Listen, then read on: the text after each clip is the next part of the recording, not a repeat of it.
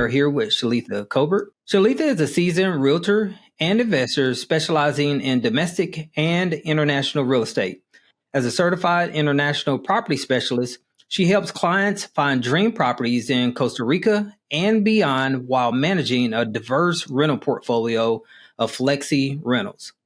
Shaletha also offers her expertise as a real estate investing consultant. Without further ado, welcome to the show, Shaletha. Thank you. Thanks for having me. Yeah, well, we're really excited about having you on the show. You are seasoned. I mean, you've got a ton of experience, and you actually introduced a really new term to me. Took me by surprise there with the flexi rental, and so I'm really intrigued by the model, and I'd love to share that with the audience. And so, but before we do, if you could share just a little bit more about yourself and also how you got started in real estate, that'd be great. Sure. So my start in real estate, I'll say I always knew I was going to be a homeowner. I think it's partly because I had a background in lending as a mortgage loan officer. And since I understood the process, it made it a little bit easier to figure out how to do that. But with real estate investing in particular, my journey got started through Airbnb. I got bit by the bug when Atlanta was hosting the Super Bowl a few years back. And so I was still living in my first rental. And we just put some stuff in the closet, went and stayed with a friend and rented it out. Made, I think it was $2,500 over a weekend. That was twice the mortgage payment. And I think that was just the start of everything. From there, have gone on to get my license in real estate, and that better positioned me to be able to grow my portfolio, have access to homes, leverage commissions and things like that as an agent, and has really helped us to be able to grow our portfolio. And now we've gotten bold and gone overseas with it as well. Wow. So you guys are starting to go international. Costa Rica is absolutely gorgeous. I haven't been, but I've hired people from over in Costa Rica, and they just swear by the environment. They swear that it's just the most beautiful place on earth. Well, I mean, what made you guys start targeting Costa Rica? I mean, what piqued your interest about it? So, funny story, especially with what's going on right now with the election. Back in 2020, it was just doom and gloom on the news, and I was starting to feel a way about it. I was like, I'm just tired of hearing all of this negative talk and all of the stuff about COVID updates, like incessantly. And my husband and I both work from home, so he wanted to watch, football and sports, and I wanted to watch my shows. And so our happy medium was HGTV. When you go to the doctor's office, there's like the safe channel, right? So we were watching HGTV, and the shows were like Beachfront Bargains, Caribbean House Hunters, International House Hunters, Life Abroad. And it started, I think, by osmosis or something to kind of seep in. And we started paying attention like, oh, are you hearing these people's budgets? And, oh, that seems like a house that we could probably feel comfortable staying in. Or that seems like a good rental. And so we made a list of some places between the Caribbean and Central America. We wanted to do something close where we wouldn't, have to go too far if we wanted to commute back and forth. And we went to Dominican Republic, Jamaica. What was another place I went to? We went to two parts of Mexico, Cancun and Cabo, and I went to Panama. And Costa Rica was the last place on our list. And really what it came down to was it was a vibe when we went there. We had some personal things going on in our lives too that really motivated us to kind of grab life by the horns and live it with a sense of urgency, not taking retirement for granted and things of that nature. And so it was just like, you know what, if we can make this happen, let's go ahead and do it. So we went to Costa Rica for 2 weeks on vacation and left under contract, went back 3 more times that year to close and prepare the properties and launch them for rent. And I think the amazing thing I want your followers to know is we don't speak Spanish. This was, and my husband's born and raised in North Carolina, never invested out, never lived outside the state until coming to Atlanta. And so it was just something that, we went from watching it on TV to let's try to do it and figure it out. Yeah, I love the fact that you guys set a goal and then you just went all in after it. And so you went somewhere to where you didn't speak the native language and you still was able to pull it off. And that just shows the sheer will of the human spirit that if you put your mind to something, you can accomplish some significant things. And it sounds like you guys are off to a really good start on that. So If I could kind of pull us back to your W-2, and you were saying that um, you know that nothing's promised when it comes to W-2. How did it look for you to be able to be a W-2 employee? I know you were working from home, but you ventured into the real estate arena. How were you able to be successful at both? I would say I wasn't actually. Looking back on it, I wish I had had a little bit more control over my exit from corporate. I wanted to leave on my terms with a certain amount of money in the bank, and I don't know if there would have been a perfect time. I'll admit, I my departure wasn't when I planned it, how I planned it. I just knew it was coming at some point. So I think for me, maybe 2 months prior to leaving, because I was in sales. And I think that made it a little bit more of an easy transition going into a sales role as a real estate agent. So I was trying to do both at the same time. Initially, I got my license and to support my own portfolio growth and access to the market. But then I had people reaching out, friends who were interested, and so I started representing people.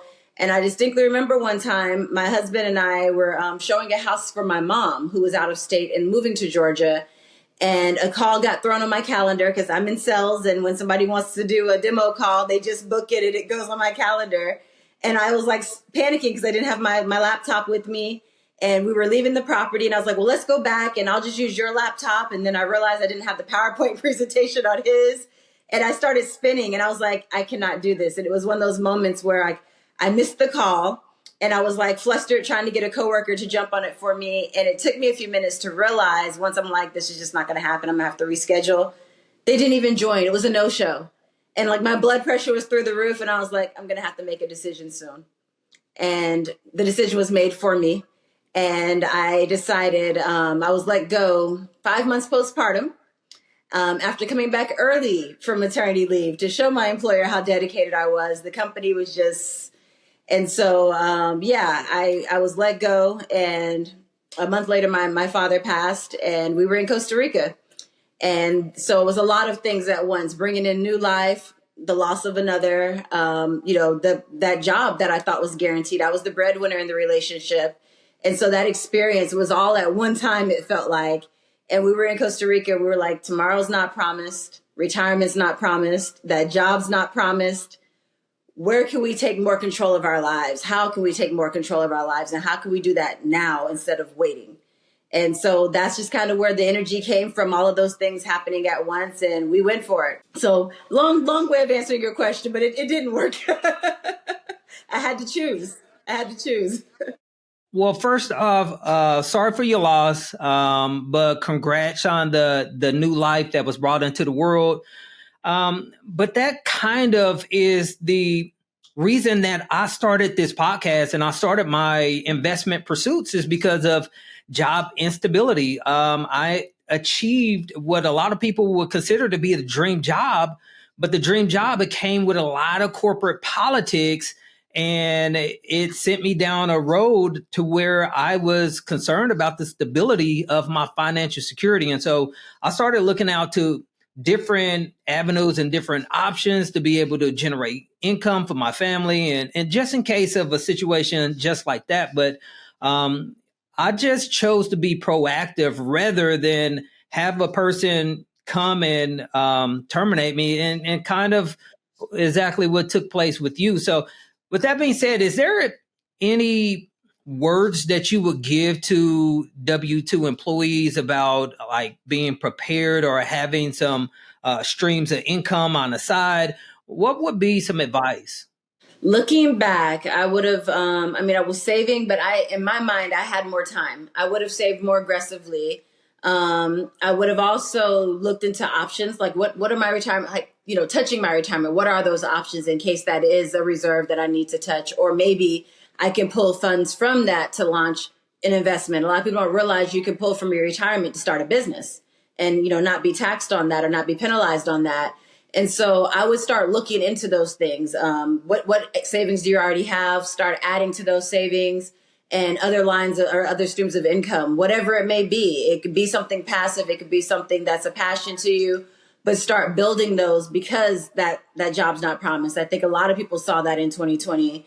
when the companies just started letting people go in mass. And, that's devastating for some. Like I said, I was the breadwinner at the time. And so we lost a 6-figure income. So I would say just, prepare for things like that. If you plan to go back into corporate, if you were to, lose your job, then stay in touch with the community, like, proactively get in touch with recruiters and tap your network and tell them, what you're thinking too. Put it out there, what you're thinking about doing, get some advice. If you can control your exit as much as you can, what you can, do that. And determine what that is that you can control. Yeah, I agree with you. Trying to prepare and preparing for the worst. I hate to be like that, but at the same time, you don't want the rug pulled out from under you because you've got a lot riding on you. I mean, if you're the breadwinner, like you're the breadwinner and I'm the breadwinner, that's going to really impact the household losing a significant amount of income. So how did you guys managed to get the business off the ground without the W-2 or without the safety net? What did you guys do and what helped you guys be able to get some traction? Great question. My husband and I had some tough conversations, some realistic conversations about what we wanted out of life. And I say with anything that you're going to embark on, that's a potential new journey that may have some challenges where you may even second guess, if this is right for me. Really having a strong, well thought out why. What is the reason we're doing this? What is it about our lives that we want to change? Why this sense of urgency? Why now? What happens if we don't achieve this? More of the same. What does that look like? And really like thinking about it and getting deep with it to where it's uncomfortable. Like, you know what? It feels like this is my only plan forward. And so for us, we decided we wanted to live life on our terms was really the main thing. We wanted to provide an environment where my son was protected, where we were able to protect access to him, the education that he gets, all of those things. And there were just, when we were honest with ourselves, there were a lot of things that were not comfortable about what was going on in the U.S. at the time as well. And so the plan was for me not to go back to corporate so that I could be at home with our son, really focus on my real estate career because that's something I was passionate about. And it was something that nobody's going to be able to take from me. Nobody can unemploy me. I'm a contractor now, self-employed. And so then it turned into the plan being to eventually retire him. So we're, no strings attached. And we had to think about what that looks like, benefits that we have to replace, the income we have to replace. Thankfully, we already had one investment property at the time. No, two. The one we had just moved out of, and then another one that we had purchased in 2020. So when I lost my job, it was January of 2021. We were in Costa Rica. We bought those two properties. That was something where we felt, again, looking at risk, we wanted to diversify. We didn't know what direction things were going to go in the United States. So while some people look at diversification as, put some money in stocks in retirement, put some money in crypto, put some money in real estate, spread it around. If it's still in the same economy, it's not really that diversified because if the U.S. goes south, all of it's going to still be impacted. So with, thinking about that as well and not wanting to have things, again, wiped out or the rug pulled from under us, that was another reason that we wanted to start investing abroad so that we're protecting our money there. We paid cash for those properties. They're appraising well. So that was two properties where we were setting up our streams of income. These are investment properties, Airbnb rentals in Costa Rica. And they were renting pretty quickly. We documented that process. When I got back to the U.S. after those trips, also while in Costa Rica is when I did my certified international property specialist training so that I could start to help others who are wanting to do the same thing with either relocating or investing abroad. And then came back to the U.S. and decided to go ahead and continue to expand our portfolio here. And we call it buying income. That's what we do. Every time we buy a property, we're buying the income on it. When we run the numbers, it's okay. We do DSCR loans. I've actually done all of them in my personal name, and they're not on my credit report if you're familiar with the DSCR loans. And so every time, the amount that we receive in income over what's the property taxes and the mortgage payment and all of that due, that's income. And so the strategies that we do, the flexi rental strategies we decided to employ across all of these properties. With that strategy in mind, we searched for properties that were going to be friendly for that strategy. And that's enabled me to not have to go back to corporate and got us that much closer to reaching the magic number where we can retire my husband. Yeah, I think that's extremely smart to think about the economy, not so much going into different industries to diversify, but to even get outside of the American economy. Because if America is being impacted, such as the 2008, 2009 financial crisis, which impacted, I mean, basically the entire country at some point, another country may not be as impacted, and so it's going to spread the risk out. So that's really smart that you guys were thinking like that. And so it sounds like you guys started at the beginning. You guys had to start from square one after you lost the job, but you guys were able to get things turned around, and that's phenomenal. You guys worked your tail off. You deserve everything that you have. Um, just touching on this Airbnb model or this flexi rental model that you have going on with the Airbnbs, the short-term rentals and the midterm rentals. What are the occupancy rates on these international properties? Because that would be the biggest concern for me as an investor as to what is my vacancy going to be on these properties. If I'm putting capital out, I want to make sure that the biggest driver that could really hinder my property or hinder my investments, which is vacancy, I want to know that there's a firm handle on that and that there's ways to control that or safeguard that. So what does that look like? How do you guys do that outside of the country, and what's the vacancy thresholds and numbers typically look like on these properties? So just like with the U.S., Costa Rica's large country, different markets have different, attractions, different seasonality. And so the same with Costa Rica, where we invested is a heavily tourist area. So it's on the Pacific coast. And so very, very seasonal. Even though Costa Rica only has 2 seasons, wet and dry, there's a time frame. We're actually about to go into season. So it's getting exciting. But it's usually like late September, early October through like February, March time frame is where we get an influx of tourists from outside the country. And so that's where the prices are higher. You get people who are coming for, the bachelorettes and the bachelor parties, the weddings and all of that, the snowbirds, all of them come during the winter time. And so that's where we get the bulk of our income during the year is during season. Compensating for outside of that is where the flexi rental comes in. We're open to doing longer terms. And so you'll see when you, if you were to look into, finding a rental in Costa Rica, they actually most listings have the seasonal pricing, and then they have the month to month pricing for outside of season. And it's almost double in season. And so people will start to stay places longer because it's cheaper outside of season. So that's what we do. We lower our prices.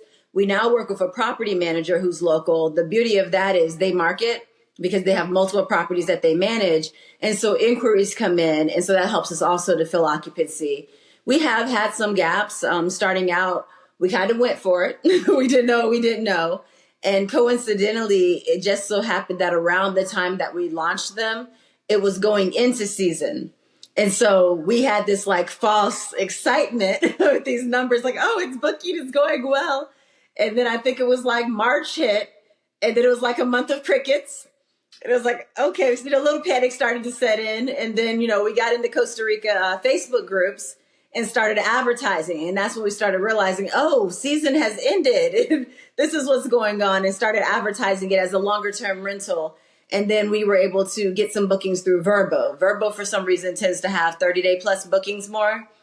And so we were able to fill it up during the summer with sometimes, 2 to 3 week stays or 2 to 3 month stays. Okay.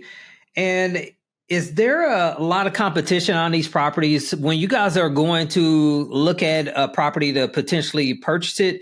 What kind of competition are you seeing on that? So, I can speak to Costa Rica and the U.S. Like, we're not looking in Costa Rica right now, but one of the things that is just always on our list is like the uniqueness of the property, and what are the amenities. So when you're talking about flexi rentals, you want to have the things that will cater to some of the longer term stays, like grocery stores and some things like that people will need on a regular basis if they're staying for a month or so. But what's going to bring the traffic for the short term people are, we have ours in a beach town. So that's the attraction there. And it's a town that has a lot of traffic through there. People go to snorkel and surf, and then there's events and stuff like that are held there. So it's a town that's growing. It's not the biggest tourist town. Tamarindo is pretty popular. That's near us. So it was one of those areas that's still up and coming. So we were able to also could be able to get appreciation, a play where the property was below market value. In Costa Rica, it's a little bit unique because the country essentially doesn't have an MLS. So it exists now, but it's so new that the idea of a central database for the country is we just say they still don't have one, essentially. So that also makes it a little difficult to know what's out there, because each property is just marketed with a random property manager on a random website. The only database, if you will, for a rental is Airbnb or Verbo.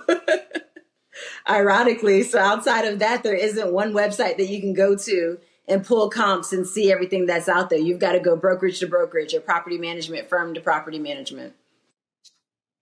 Okay, so bringing it more to the American economy. And so you guys have these flexi rentals here within the States as well. So first off, give us the true definition of flexi rentals. It took me by surprise when you mentioned that. So if you would elaborate on that, and also share, how are you guys safeguarding yourselves against the regulations that's been kind of coming down the that's been impacting a lot of other short-term rental people? Sure. So first of all, flexi rental is a coin I termed.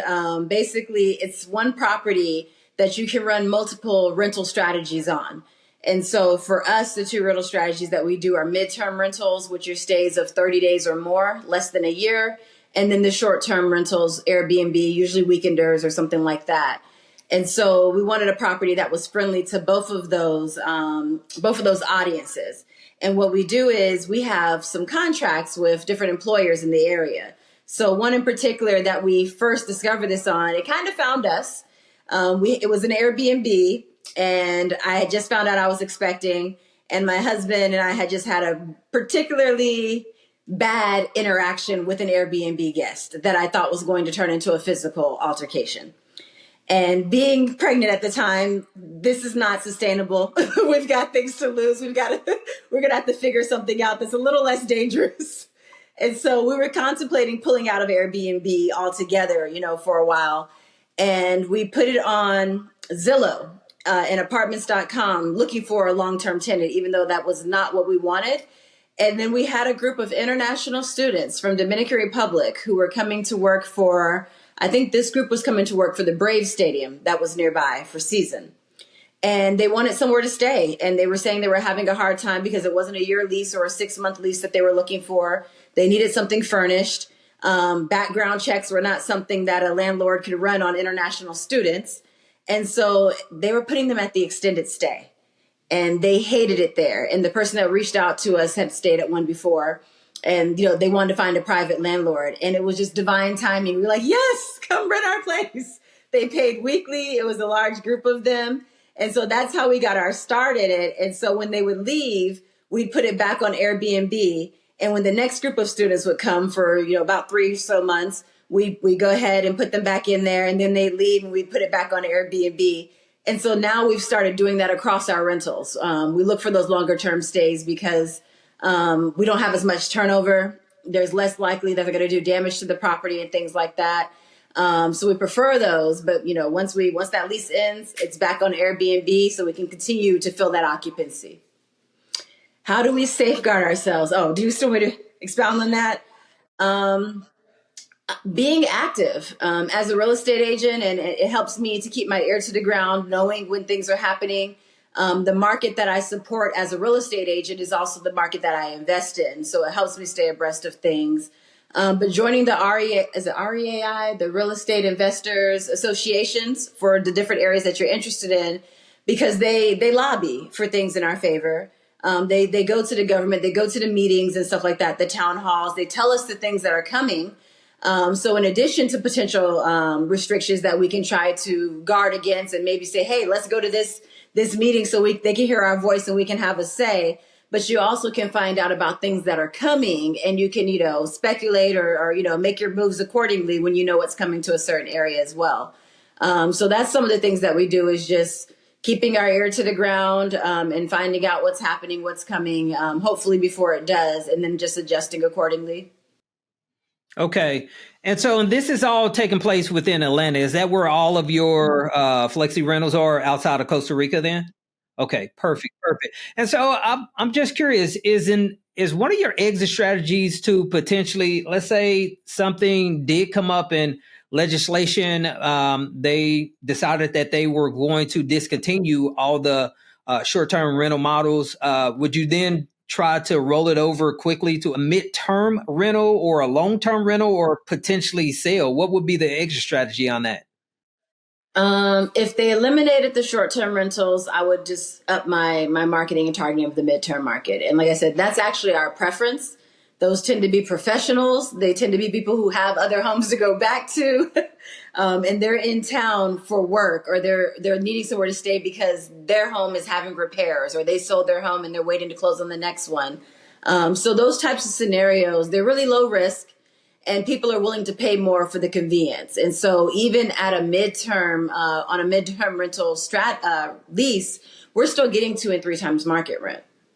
So either way, it's profitable. It's almost on par with Airbnb when you subtract out the cost of the co-host and all of the cleanings and then supplies and stuff like that. Because with a midterm rental, you get a starter kit, but we're not giving you tissue for 2 months. We're not, providing snacks and stuff for 2 months. But with an Airbnb, I may have to clean a property 3 times in 1 week and put snacks out 3 times in 1 week. And, there's a cost to that versus somebody staying for 3 months. We're going to clean it once, and they got their little starter kit, and whatever they need after that, they're paying for. So that's actually my preferred strategy, is midterm renting. Okay, that's good information. And with you being in the Atlanta market, it seems like things are pretty landlord friendly for the most part. So they probably would give you a good enough runway to start making some changes or some preparation if there were going to be some significant changes that was going to be coming down the line there. So Shaletha, thanks for those responses, and thanks for those answers there. I mentioned to you before we went live, if you could share with us a recent transaction that you've been a part of, whether it was a buy, whether it was a sale, in regards to the flexi rental model. If you could just share some high level details on a flexi rental transaction that you've been a part of, how you located it, how you funded it, and what's been the business model since you've actually closed on the property. Just give us some high level details on it. Sure. Actually, shortly before we got on the call, I just did a lease of one of our properties that looking to sell it because there's some restrictions, but we're just trying to do what we can while we have it.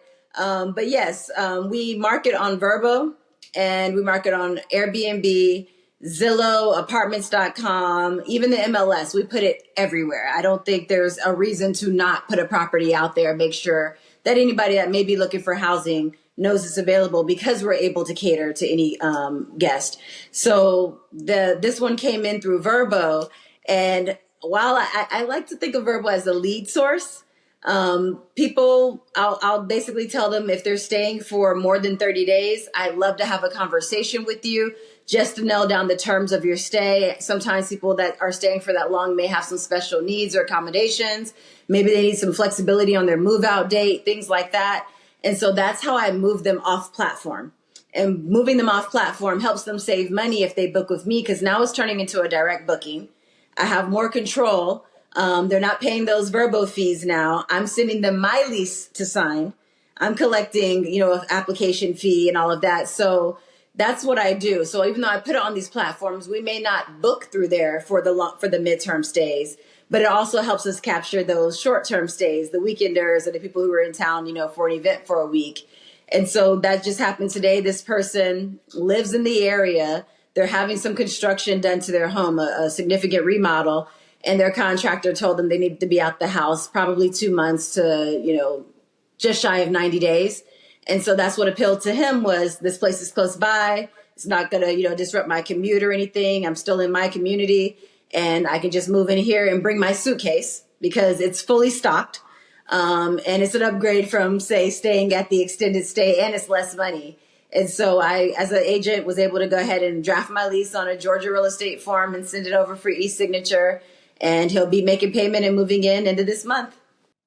Okay. Yeah. Sound like you guys got a really good system going there, and you're making it work. And even though you're in a process of trying to sell, you still have income that's able to be generated along the way there. So what goes into preparation of a sale of a flexi rental? What do you have to do to kind of get your ducks in a row to get it ready to actually be sold? If I may, can I provide a little more details? I just remembered on this one because we're talking about the investment piece of it. Just to give you an idea, on Verbo, this guest would have been paying, I think, just shy of $12,000 to rent our place for 2 months. And by us, and we were going to get, I want to say it was like maybe 9. Now that we're taking him off platform, we've secured just shy of 11,000 that we're bringing home. So we've increased our amount, but we've decreased the amount that the guest has to pay. So it's a win-win for both sides. So I wanted to add that. But the other thing that is helping with us preparing for the sale of this home is staged homes sell faster. It is a statistic that is just people understand in the industry. And so since it's a furnished rental, I mean, it's really the lease ends and it goes on the MLS for sale. And then I'm telling the people who are staying there, like, hey, this house is going to be for sale. If you know anybody who's looking, because this tenant now, he stays in the area. He has neighbors in the area, friends in the community. Somebody may want to, upgrade and move there or downsize and move there depending on their situation. And so that also helps us. And so I already have the pictures. I'm just going to use my listing pictures from the Airbnb, put those on the MLS. And basically, one of the things that I'm going to do that I think is unique as an investor is I understand and as an agent, I understand from the buyer's standpoint, when you buy a home, you want to personalize it, you want to settle in, and you've just spent all of your money on that down payment and closing on that house that it feels like furniture or some of the other things or customizing it to, really feeling like your space is just going to have to wait. So one of the things that I want to do to encourage a full price offer is to offer for one of my contractors to do 2 accent walls of our buyer's choice in the home that we will cover. And so that's something that, helps customize a home, makes it feel more like it's theirs, like, they're doing something in it. What kind of wall is that? What does that consist of? So the accent walls are trending. You probably have seen them where they're using like trim and doing design on the walls and painting them a nice color that stands out from the rest of them. It's something that's trending right now. So people will have like in an entryway or around the fireplace where it's like, this wall is a bold color and the rest are white, or it's got some kind of trim design on it. Have you seen some of those lately? I think I have a different color wall because that stands out from the jump. Typically within a home, everything is sequential. It's all one solid color, and to have a different color wall, it definitely jumps out. Exactly. So it's something that I'm going to offer as part of, selling the home because I have contractors. I'm an investor and he's already quoted me on it. And our contractor, we're locked in. We go to each other's kids' birthday parties at this point. So, it's something I've already prearranged with him. And then the other benefit with me having my license is being able to save on those commissions. As an investor doing this transaction, we're going to 1031 exchange it. And so with the 1031 exchange, they want all of the profit from the property to either be spent on an investment in another property or you're taxed on that. A loophole is with me as an agent, there isn't a cap on how much commission I can take on the sale. So even though it's my property, one of the ways for me to pull money out from this transaction is to pay myself a higher commission. And then I'll just pay my regular income tax as a real estate agent. And I've got a lot of expenses, so I can offset that versus being hit with capital gains tax as an investor on my business. And so this is one of the ways I'm able to leverage having a license to help save us money as well. Yeah, it sounds like you got a great plan. I'm just curious though, are you going to sell this as an investment property, or is this being sold as a vacant home ready for a person to be able to move into and call it their personal residence? I'm glad you asked. Great question. It's flexible because it's a flexi rental. So there will be the option to leave the furniture behind. That's less work for me to have, because I'm going to do is if it goes under contract and they don't want the furniture, I'm going to just put the same listing pictures on Facebook Marketplace and put everything must go. Basically have a yard sale to clear it out before closing. I use Facebook Marketplace to move so much stuff and get things off of there. So it'll be optional for them to buy it with the furniture in it, or I can take that out and get rid of it. And then I have a rental permit on it. So this is a condominium where there is a restriction on how many can be rented, but I have a permit. So whoever buys it will have the ability to either rent it themselves or they can live in it as a primary residence. Okay, great job. You guys are doing an amazing job with those flexi rentals, and good luck on the exit on this one. Hopefully it sells pretty quick. I hope so. There's one that's the same floor plan for sale now, and it's supposed to be closing, I think, next week, the first week of September. So that's going to be a great comp. It's going to be the highest one, and I want to just go 5 over that. So I'm like, yes, by the time my lease ends, I think, I can list at that price. And so I'm excited about that. Been waiting for a comp. You're based in Atlanta. Everything flies off the shelves. So I don't really think you guys are going to have too much trouble. But hey, Shaletha, thanks. So you price it right, it'll go. There you go. Well, Shaletha, hey, we're going to turn the page and start wrapping things up. We've got a portion of the show we like to call our Moonlight Coaching Round. And typically what we do is ask our guests a few questions. If you could hold your response to between 1 to 2 minutes per question, that'd be great. The first question I have for you is, what do you think every new real estate investor should know before investing in real estate? Before you take action on investing, I think you should know your why. I touched on this earlier, but that's so important because it's not without risk. It's not without challenges. It's not without those moments where you're going to question, like, is this the right move? We've had those moments even this year where we wanted to sell it all and go back to corporate. And it was revisiting our why and how we envision our lives being when we arrive at our destination, when we meet that goal. And it served its purpose. We were re-energized, we were remotivated, and then we went back and bought some more properties and started going again. So I think you need to have a strong why. What's your reason for real estate investing? There's a lot of ways to make money. Why do you want to choose this? Mm-hmm. Yeah, it all starts with the why. You have to keep that in the forefront of your mind. That way you can look to it whenever things start to get challenging around you, because in business as an entrepreneur, there's going to be some shakeups, and you have to be able to have some kind of true north or some kind of foundation to be able to grab hold of. So yeah, great advice on that. Next question I have for you is, knowing what you know now, what kind of advice would you give a person attempting to get where you are within their real estate journey about balancing business and life? I was going to say, if you're before you get started, maximize that income as a W-2 employee. Max out as many loans as you can do that your debt to income will allow before you start moving to the commercial loans and doing DSCRs. That's where you're going to get your best rates and your best terms. But as far as balancing life, understand that depending on what type of real estate investing you're doing, it's a journey. It's not a sprint. And that there's going to be seasons and cycles to things, and that you got to be ready to roll with the punches. It's almost like swimming, come up for air when you need and go back down and, dive again. It's just, that's the nature of things, but there's beauty in that when it's you that's controlling the journey versus you're, at the mercy of corporate and somebody telling you when your last day is. Yeah, very true. Next question I have for you is, if a person had minimal amounts of time, no money or experience, but they wanted to start a business like yours, what steps would you recommend for them to take to start and scale a business like yours? It's the minimal amount of time part that I'm struggling, because I'm like, I can help you with no money and I can help you with a desire. Yes, you at least you have to have something to work with, whether it's going to be time, money, resources, something. Yeah, you got to make a little time for it. Or you got to set it up to be passive.